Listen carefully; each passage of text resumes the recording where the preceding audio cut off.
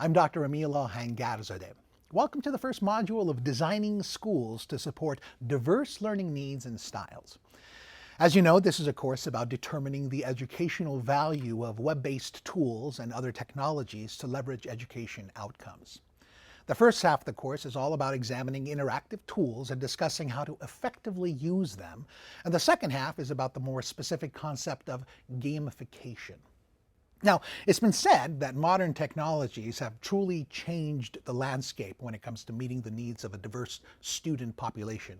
Everything from assistive technologies to support students with special needs, to using the power of the World Wide Web to access resources that may have previously been inaccessible, to the use of video and audio recording thanks to all of the smartphones out there, not to mention the netcasting tools available like YouTube and Vimeo and so on. This first module is about engagement, what it is, how we should approach it as educators, and what we as leaders can do to deepen the understanding of others on this topic. So let's start by discussing the word. Of course, it has multiple meanings, like being betrothed to someone or an agreement to be present at a specified time, as in, I have a previous engagement. It's even got a combative iteration, as in the rules of engagement. But in context of what we're looking at, engagement is the state of being emotionally involved or committed to a task or subject matter. And therein lies what I believe is a nuance that tends to be missing from any dialogue about the subject of student engagement: emotion. Fred Newman of Columbia University couched student engagement as an effort on the student's part to make a psychological investment in their learning. He thought of it as a matter of interest in the student's part, not necessarily just of a particular subject matter, but of learning and schooling in general. Now, most scholars think of a student's level of engagement in relation to the student's level of focus or participation. I'm sure some of you may have seen the commercial for the 5-Hour Energy drink, one of those small plastic bottles with the B12 infused shot of, I don't know what they put in those things, but in the one that I'm thinking of, the announcer starts with, "What is focus?" And you see a man playing chess as he looks even closer at the chess pieces on the board, as if somehow that's going to reveal a secret move that will devastate his opponent. And the announcer answers his own question with, "It's a sensation of clarity and alertness," which I find interesting because he sees focus as a sensation, not a state of mind. Let's take a look at it. What is focus? It's a wondrous sensation of clarity and alertness. It's owning your opponent. It's knowing beyond a doubt you got this. It's keeping your head down, your eye on the ball, and knocking it out of the park. It's getting in the zone. It's keeping on your toes, on target, on top. Focus is staring the world in the face and saying, bring it. Focus is power. Focus is life. And 5-Hour Energy is focus. It's knowing that you've got this. It's keeping your head down, your eye on the ball, and knocking it out of the park. It's hard to argue with the definition. Of course, it's one thing to define focus, but it's something quite another to suggest that their special drink will bring that to you. But the point I'm trying to make is that too often, educators think of engagement as focus. It's a difficult thing to measure. In fact, often we measure it by observing students' level of participation on a given task, and that may be just fine. But what seems to be missing, what separates these two admittedly similar ideas of participation and student engagement, is emotion. For example, as I deliver this lecture, I'm 100% focused on my delivery of the content I'm presenting. I'm thinking about what you'll get out of this lecture. But even though this might come as a surprise to you, I'm not particularly emotional about it. In fact, my heart is with a colleague of mine that just shared with me that his family member has only a few days left. That is where my mind really is. That's what I'm engaged in internally. It might seem like I'm quite vested in my lecture because of my style of delivery or my inflections in tone, but that's just a matter of focus and being a professional lecturer. I suppose one could say that there has to be some layer of emotion in what I'm doing. For example, I might be afraid of flubbing my words or excited to make a good impression on you as learners, but am I engaged? I can tell you this, I'm focused and I'm deeply involved.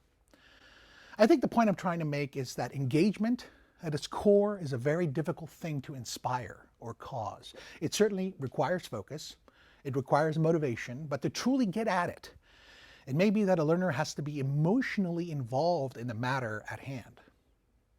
But let's face it, not everything we do or teach to students lends itself to getting an emotional interest riled up. For example, I loved math when I was in school, but I got to tell you, I don't recall many emotional spikes in my experience while learning linear inequalities in one variable. So can we really expect educators to inspire engagement in their students all the time? Should we evaluate educators on such a metric? And even if you think we should, how? How do you measure the level of a student's engagement as he learns about the rising action of Mark Twain novel or the photosynthetic process? So maybe we shouldn't even be talking about engagement in context of the learning process. Maybe as educators, we need to just provide ways for students to focus or just get involved with what they're supposed to be learning. What do you think? That's what I'm tasking you with during this module. Before we can get to interactivity and meeting the needs of diverse student populations, before we get to how technology can be leveraged to engage learners, we need to tease out and negotiate our understanding of just what engagement means in context of our work, because that's the conduit, folks. That's how we can connect with our students and provide them with a learning experience, not just a learning curriculum, not just a learning regimen. Now, when I used to train school administrators, I'd get asked the question all the time, how do we measure engagement? And my answer was always the following. It's a matter of quantifying the time that an educator allots for a task and then determining the amount of time a student was on task during the non-academic portion of the task, as well as the amount of time the student was involved in the academic portion of the task. So in retrospect, I'm sure I alienated a lot of principals out there, but that was the only way I could put it so that there was some scientific element to measuring engagement. You see, I came up through the world of serving English learners. I'm an English learner myself, and in that world, there's an observation protocol referred to as the SIOP, and that's how I learned to measure engagement. It was a matter of how much time a student spent on a task as related to the amount of time the teacher allotted for the task. So if the teacher allotted 5 minutes for a task and the student completed the task in 2, then we had an engagement problem. Or if the teacher allotted 5 minutes for a task like making a journal entry on a topic and the student spent all 5 minutes expressing her opinion about the matter, we had an engagement problem because none of that work had any academic merit to it. Like the student didn't use any scholarly reference materials or applied any revisions to her draft. After all, she only had 5 minutes. But is that really measuring engagement? Maybe. Is time on task a measure of engagement? Or is it a matter of focus? Lack thereof, perhaps. Is it a matter of participation? So during this module, I want you to do some research.